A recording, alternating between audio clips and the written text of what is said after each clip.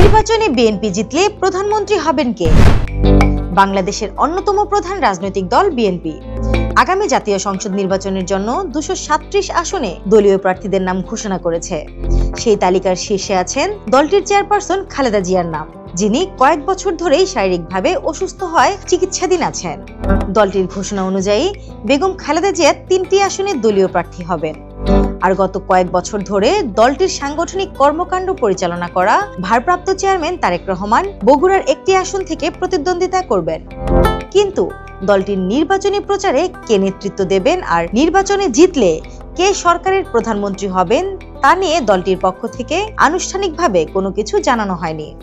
ফলে কাকে সামনে রেখে এই নির্বাচনের প্রচারে নামতে যাচ্ছে বিএনপি, সেই প্রশ্ন জোরালো হয়ে উঠছে। এর কারণ হলো, একদিকে খালেদা জিয়া অসুস্থ, আবার তারেক রহমান কবে দেশে ফিরবেন তা এখনো চূড়ান্ত করতে পারেননি তিনি বা তার দল, যদিও দলটি বলছে তিনি শীঘ্রই দেশে ফিরবেন।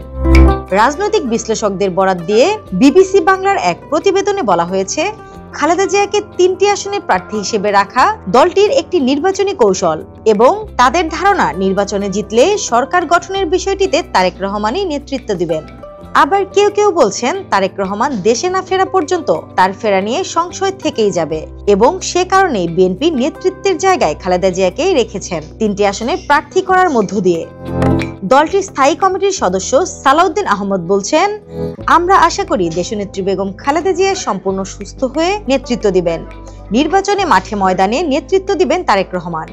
আর বর্তমান বাস্তবতায় জনাব তারেক রহমান প্রধানমন্ত্রী হবেন, এটাই আমাদের চিন্তা।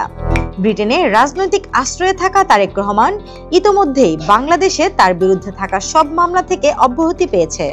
স্নিগ্ধা আখি, দৈনিক নতুন সময়, ঢাকা।